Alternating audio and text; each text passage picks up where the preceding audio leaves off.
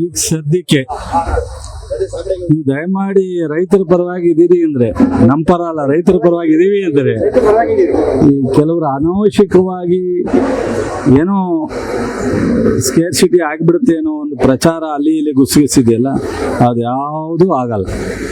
So ಈ ಬಾರಿ ನಮಗೆ ಮಳೆ ಕಡಿಮೆ ಇದೆ ಪ್ರಿಡಿಕ್ಷನ್ ಪ್ರಕಾರ, ಹಾಗಾಗಿ ಮಧ್ಯೆ ಬರುತ್ತೆ ಅಂತಿದ್ದೇವಿನ ನಿರಂತರವಾಗಿ ಮಳೆ ಬರುತ್ತೆ ಅಂತಿಲ್ಲ.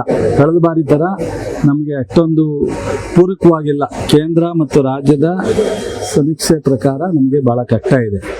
ಸೊ ಆದರೆ ಬರಲ್ಲ ಅಂತಲೂ ಹೇಳಲಿಕ್ಕಾಗಲ್ಲ. ಆದರೆ ನಾವಿವತ್ತು ಬೀಜ ಇರ್ಬೋದು, ಸೊ ಪೆಸ್ಟಿಸೈಡ್ ಗೊಬ್ಬರ ಇರ್ಬೋದು ಮತ್ತು ಔಷಧಿ ಇರ್ಬೋದು, ಅಷ್ಟನ್ನು ಸಮರ್ಪಕವಾಗಿ ನಾವು ರೈತರಿಗೆ ಮುಂಗಾರಿಗೆ ಕೊಡಲಿಕ್ಕೆ ನಾವು ನಮ್ಮ ಇಲಾಖೆ ಸಿದ್ಧತೆಯನ್ನು ಮಾಡ್ಕೊಂಡಿದ್ದೀವಿ. ಯಾವುದೇ ತೊಂದರೆ ಆಗಲ್ಲ. ಆದರೆ ನಾವು ಕಳೆದ 2-3 ವರ್ಷದಿಂದನೇ ಕೆಮಿಕಲ್ನ ಕಡಿಮೆ ಉಪಯೋಗಿಸಿ ಸಾವಯವ ಮತ್ತು ನ್ಯಾಚುರಲ್ ಫಾರ್ಮ್ಗೆ ಹೋಗಿ ಅಂತ. ಅದಕ್ಕೆ ಕಾರಣ ಇವತ್ತು ಅನೇಕ ಕೃಷಿ ತಜ್ಞರು, ಕೇಂದ್ರ ಸರ್ಕಾರ, ICAR ಈ ಮಣ್ಣಿನ ಫಲವತ್ತತೆ ಕಡಿಮೆ ಆಗ್ತಾ ಇರೋದು, ಬೆಳೆಯತಕ್ಕಂಥ ಆಹಾರದಲ್ಲಿ ಆರೋಗ್ಯಕ್ಕೆ ಪರಿಣಾಮ ಬೀರ್ತಕ್ಕಂಥದ್ದು ಎಲ್ಲ ಇರೋದ್ರಿಂದ ಕಡಿಮೆ ಉಪಯೋಗಿಸಿ ಅಂತ ನ್ಯಾನೋ ಯೂರಿಯಾ, ನ್ಯಾನೋ DAP ಇದನ್ನೆಲ್ಲ ಇಂಟ್ರೊಡ್ಯೂಸ್ ಮಾಡ್ತಾ ಇರ್ತಕ್ಕಂಥದ್ದು. ಅದು ಒಂದು ಪ್ರೋಸೆಸ್ಸು ಮೊದಲಿಂದ ಬರ್ತಾ ಇದೆ. ಈ ಸ್ಕೇರ್ಸಿಟಿ ಆಗುತ್ತೆ ಅಂತ ಅಲ್ಲ, ಅದು ಬಹುಶಃ ಅದೇನಾಗುತ್ತೆ, ತಪ್ಪು ಕಲ್ಪನೆಯಿಂದ ನೀವು ವಾರ್ ನಡೀತಾ ಇದೆ, ಕೇಂದ್ರ ಸರ್ಕಾರ ಕೊಡ್ತಾ ಇಲ್ಲ, ಅಲ್ಲಿಂದ ರಾ ಮೆಟೀರಿಯಲ್ ಸಪ್ಲೈ ಆಗ್ತಾ ಇಲ್ಲ, ಪ್ರೊಡಕ್ಷನ್ ಕಡಿಮೆ ಇದೆ, ಅದಕ್ಕೆ ಇವ್ರು ಹೇಳ್ತಾರೆ. ಅದಕ್ಕೂ ಸಂಬಂಧ ಇದೆ, ಇಲ್ಲ ಅಂತಲ್ಲ, ಇದೆ. ಆದರೆ ಈಗ ಸದ್ಯಕ್ಕೆ ಯಾವುದೇ ತೊಂದರೆ ಇಲ್ದಂಗೆ ಸಪ್ಲೈ ಮಾಡ್ತೀವಿ. ಈಗ ನಮ್ಮ ಹತ್ರ ಸ್ಟಾಕ್ ಇದೆ. ಸೊ ಮುಂದೆ ಹೋಗ್ತಾ ಹೋಗ್ತಾ ಸನ್ನಿವೇಶಗಳು ಆಗುತ್ತೆ ಅನ್ನೋದು ಆ ಸಂದರ್ಭದಲ್ಲಿ ಹೇಳ್ಬೋದು. ಬಹುಶಃ ಇವತ್ತಿಗೆ ನಾವು ಮುಂಗಾರಿಗೆ ಯಾವುದೇ ತೊಂದರೆ ಇಲ್ಲದೆ ನಾವು ಅದು ಜಾಸ್ತಿ ಆಗಿದೆ. ಮೊನ್ನೆ ನೀವು ಮೈಸೂರಲ್ಲೇ 2-3 ಜನನ ಹಿಡಿದಿದ್ದೀವಿ. ಸೊ ಅವ್ರನ್ನ ಗಡಿಪಾರು ಮಾಡಲಿಕ್ಕೂ ನಾನು DC ಅವರಿಗೆ ರಿಕ್ವೆಸ್ಟ್ ಮಾಡಿದ್ದೀನಿ. ಅವರು ಕೇಸ್ಗಳು ನಿರಂತರವಾಗಿದೆ.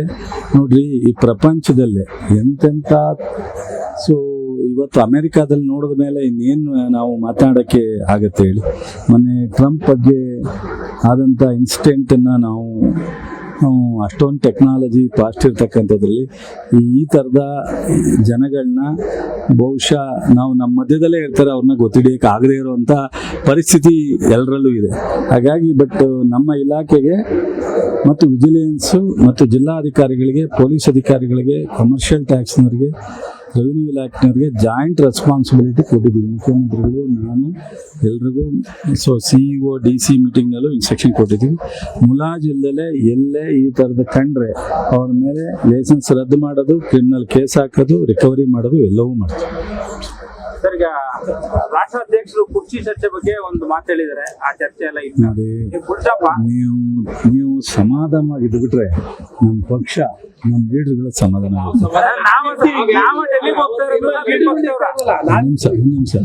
ಒಂದು ನಿಮಿಷ ನಾನು ಹೇಳ್ತೀನಿ, ಬೇಜಾರು ಮಾಡ್ಕೋಬೇಡಿ. ಒಂದು ನಮ್ಮ ವಿರೋಧ ಪಕ್ಷಗಳು, ಒಂದು ಆಡಳಿತ ಪಕ್ಷದ ವಿಚಾರಗಳನ್ನ ಪ್ರಚಾರ ಮಾಡೋರು ಮಾಧ್ಯಮ. ಅದು ನೆಗೆಟಿವ್ನೂ ಇರುತ್ತೆ, ಪಾಸಿಟಿವ್ನೂ ಇರುತ್ತೆ. ಪಾಸಿಟಿವ್ ಕಡಿಮೆ ಮಾಡ್ಬೋದು, ನೆಗೆಟಿವ್ ಜಾಸ್ತಿ ಮಾಡ್ಬೋದು ಅಷ್ಟೇ. ಇವತ್ತು ನಮಗೆ ಮುಖ್ಯವಾಗಿ ಜನರ ಇರ್ತಕ್ಕಂಥ ಎದುರುಗಡೆ ಸವಾಲುಗಳ ಮುಖ್ಯನೇ ವಿನ ನಮ್ಮ ಇಂಟರ್ನಲ್ ಎಲ್ಲ ಪಾರ್ಟಿಲಿ ಇದೆ. BJPಲಿ ಇಲ್ವಾ, ಸಣ್ಣ ಪಕ್ಷ JDS ಅಲ್ಲಿ ಇಲ್ವಾ, ಕಾಂಗ್ರೆಸ್ನಲ್ಲಿ ಇದೆ. BJPನಲ್ಲಿ ಅಧಿಕಾರ ಇಲ್ಲದೇ ಇದ್ದಾಗಲೇ ಇಷ್ಟೊಂದು ಆಂತರಿಕ ಕಿತ್ತಾಟ ಇರಬೇಕಾದ್ರೆ ನಮ್ಮಲ್ಲಿ ಏನೂ ಇಲ್ಲ. ಬೆಳಗ್ಗೆ ಎದ್ರೆ ಹೆಗಲ ಮೇಲೆ ಕೈ ಹಾಕೊಂಡು ಸಿದ್ದರಾಮಯ್ಯನವರು, DK ಅವರು ಚೆನ್ನಾಗಿ ಹೋಗ್ತಾರೆ. ಬಟ್ ಅಲ್ಲಿ ಇಲ್ಲಿ ಮಾತಾಡೋರಿಗೆ, ನಾವು ಊಹಾಪಾವ ಹೇಳೋರಿಗೆ ಪಕ್ಷದೊಳಗಡೆನೂ ಇರ್ತಾರೆ, ಪಕ್ಷದ ಹೊರಗಡೆನೂ ಇರ್ತಾರೆ, ಮಾಧ್ಯಮಗಳಿಗೂ ತಪ್ಪು ಮಾಹಿತಿ ಕೊಡ್ತಾರೆ. ಈ ಥರದ್ದು ಆಗ್ತಾ ಇದೆ. ಒಬ್ಬರು ಅಧ್ಯಕ್ಷರು, ನಾನು ನಾಳೆ CM ಚೇಂಜ್ ಮಾಡ್ತೀನಿ ಅಂದರೆ ನಾಳೆ 10 ಗಂಟೆಗೆ ಮೀಟಿಂಗ್ ಕರಿಬೇಕು. ಅವರು ಇಲ್ಲಿಂದ ಡೆಲ್ಲಿಗೆ ಹೋದ ತಕ್ಷಣ ಮೀಟಿಂಗ್ ಕರೆದು ಅವ್ರಿಗೆ ಏನೋ ಸೂಚನೆ ಕೊಡಬೇಕು. ಅದ್ರ ವಿಚಾರ ಹೈಕಮಾಂಡ್ ಅಂತಂದ್ರೇನು? ಪಕ್ಷದ ಅಧ್ಯಕ್ಷರು ರಾಹುಲ್ ಗಾಂಧಿಯವರು, ಸೋನಿಯಾ ಗಾಂಧಿ. CM ಏನು ಹೇಳಿದ್ದಾರೆ, ನಮ್ಮ ಹೈಕಮಾಂಡ್ ಏನು ಹೇಳುತ್ತೆ ಅದು ಕೇಳ್ತೀವಿ ಅಂತ ಹೇಳಿದ್ದಾರೆ. ಸೊ ಸಿದ್ದರಾಮಯ್ಯನವರು ಅದೇ ಹೇಳಿದ್ದಾರೆ, DKನೂ ಅದೇ ಹೇಳಿದ್ದಾರೆ. ಸೊ ಮಲ್ಲಿಕಾರ್ಜುನ್ ಖರ್ಗೆ ಅವರು ಸಹ ಈಗಿಲ್ಲ. ಅದು ಮಾಡೋದಾದ್ರೆ 3 ಜನ ಕೂತ್ಕೊಂಡಾಗ ಮಾತ್ರ ಅದು ಸಾಧ್ಯತೆ ಅಂತ ಹೇಳಿದ್ದಾರೆ. ಅದರಿಂದ ಈ ವಿಚಾರ ನಮಗೆ ಪ್ರಸ್ತಾವನೆ ಅಲ್ಲ, ಇದು ನಮ್ಮ ಪಕ್ಷದ ಇಂಟರ್ನಲ್ ಇರ್ತಕ್ಕಂಥ ವಿಚಾರ. ಪಕ್ಷದಲ್ಲಿ ತೀರ್ಮಾನ ಮಾಡ್ತಾರೆ, ಅಧಿಕಾರ ಹಸ್ತಾಂತರ ಮಾಡ್ತಾರೋ, ಮುಂದುವರಿಸಿ ರೀಶಫಲ್ ಮಾಡ್ತಾರೋ, ಖಾತೆ ಬದಲಾವಣೆ ಮಾಡ್ತಾರೋ, ಎಲ್ಲವನ್ನೂ ಸಹ ಮುಖ್ಯಮಂತ್ರಿಗಳು, ಪಕ್ಷದ ಅಧ್ಯಕ್ಷರು, ಹೈಕಮಾಂಡ್ ಮಧ್ಯದಲ್ಲಿ ಕೂತ್ಕೊಂಡು ತೀರ್ಮಾನ ಆಗುತ್ತೆ. ಅದರ ಅವಶ್ಯಕತೆ ಏನಿಲ್ಲ. ಇವತ್ತು ಕೃಷಿ ಸಚಿವನಾಗಿ ನೀವು ಹೇಳಿದ್ರಲ್ಲ, ಫಸ್ಟು ಮುಂಗಾರು ಮಳೆ ಆದರೆ ಅವರಿಗೆ ಬಿತ್ತನೆ, ಗೊಬ್ಬರ, ಔಷಧಿ ಕೊಟ್ಟು ಜನರಿಗೆ ಬೆಳೆಯೋಕ್ಕೆ ಏನು ಬೇಕೋ ಅನುಕೂಲ ಮಾಡಲಿಕ್ಕೆ ನಿಮ್ಮಿಂದ ನನಗೆ ಸಹಕಾರ ಇರಲಿ. ನೀವು ಅದ್ರ ಬಗ್ಗೆ ನನ್ನನ್ನು ಕಾನ್ಸಂಟ್ರೇಟ್ ಮಾಡಲಿ. ಡೆಲ್ಲಿಗೆ ಪದೇ ಪದೇ ಹೋಗಿರ್ತೀರಿ. ಡೆಲ್ಲಿಗೆ ನನ್ನ ಇಲಾಖೆ ಕೆಲಸ ಇರುತ್ತೆ, ಪಕ್ಷದ ನಾಯಕರನ್ನ ಭೇಟಿ ಮಾಡೋದಿರುತ್ತೆ, ಹೋಗ್ತಿರ್ತೀವಿ. ಸೊ ನನಗಂತೂ ಅನೇಕ ಹಿರಿಯ ಮಂತ್ರಿಗಳು ಹೇಳಿದ್ದಾರೆ, ನಮ್ಮಲ್ಲಿ ಒಂದು ಹೈಕಮಾಂಡ್ ಪಕ್ಷ, ನಾವು ಯಾರಿಂದನೂ ಈ ಚಟುವಟಿಕೆ ನಿಲ್ಲಲ್ಲ, ನಡೆಯಲ್ಲ. ಇದೇನಿದ್ರು AICC 4 ಜನ ಏನಿದ್ದಾರೆ, ಒಂದು ಸೋನಿಯಾ ಗಾಂಧಿ ಮೇಡಮ್, ರಾಹುಲ್ ಗಾಂಧಿ, ಪಕ್ಷದ ಅಧ್ಯಕ್ಷರು, ವೇಣುಗೋಪಾಲ್, ಸುರ್ಜೇವಾಲಾ, ಅವ್ರು 5 ಜನ ಕೂತ್ಕೊಂಡು ಇವರಿಬ್ಬರನ್ನ ಕರೆಸಿ ತೀರ್ಮಾನ ಮಾಡೋದೇವಿನ ನಾನು ಎಷ್ಟೇ ಹೇಳಿಕೆ ಕೊಡೋದ್ರಿಂದ ಪ್ರಯೋಜನ. ಅದೆಲ್ಲ ಪಕ್ಷದಲ್ಲಿ ತೀರ್ಮಾನ ಮಾಡ್ತಾರೆ ಬಿಡುಗರು, ಅದ್ರ ಬಗ್ಗೆ ಅವಶ್ಯಕತೆ ಇಲ್ಲ. ಈಗ ಏನಾಗಿದೆ ಅಂದ್ಬಿಟ್ಟಿದೆ ಅಂತ ನಾನು ಮೀಡಿಯಾದ ಮುಂದೆ ಚರ್ಚೆ ಮಾಡುವಂತ ಅವಶ್ಯಕತೆ ಇದೆಯಾ? ಅದ್ ಬೇಕಾ? ನಿಮ್ಗೂ ಬೇಕಿಲ್ಲ, ನನಗೂ ಬೇಕಿಲ್ಲ. ಸೊ ಈಗ ನನಗೆ ಹೌದು ಅದಕ್ಕೆ ಹೇಳೋದು, ಇಬ್ಬರಿಗೂ ಡ್ಯಾಮೇಜ್ ಆಗಬಾರ್ದು, ಪಕ್ಷಕ್ಕೂ ಡ್ಯಾಮೇಜ್ ಆಗಬಾರ್ದು, ಸರ್ಕಾರಕ್ಕೂ ಡ್ಯಾಮೇಜ್ ಆಗಬಾರ್ದು. ಅನಾವಶ್ಯಕವಾಗಿ ನಾನೇನಾದ್ರು ಪತ್ರಿಕೆಯಲ್ಲಿ ಹೇಳಿಕೆ ಕೊಟ್ಟರೆ ಅದನ್ನ ನೀವು ಬೇಗ ಮುಂದಿಂದ ನನ್ನ ಕಾರ್ಯಕರ್ತರಿಗೆ ಚಾಲನೆ ಆಗುತ್ತೆ. ಅದರಿಂದ ಪ್ರಯೋಜನ ಏನಾಗುತ್ತೆ? ಅನಾವಶ್ಯಕ ಹೇಳಿಕೆ ಅಲ್ಲ ಸರ್. ಈಗ ಅಧ್ಯಕ್ಷ ಹೇಳಿದ ಮೇಲೆ ಅದು ಫುಲ್ ಸ್ಟಾಪ್ ಇಲ್ವಾ? ನಾನು ಹೇಳಿದ್ನಲ್ಲ ಗುರು, ಅದೇನಿದ್ರು ಅವರ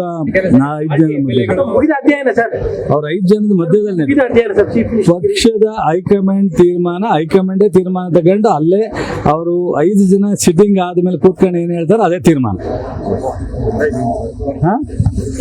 ನಿರ್ಭೀತ, ನಿಷ್ಪಕ್ಷಪಾತ, ವಿಶ್ವಾಸಾರ್ಹ ಸುದ್ದಿಗಳಿಗೆ ಮತ್ತೊಂದು ಹೆಸರಾಗಿರುವ ನ್ಯೂಸ್ 18 ಕನ್ನಡ ಈಗ ಆಪ್ನಲ್ಲೂ ಲಭ್ಯವಿದೆ.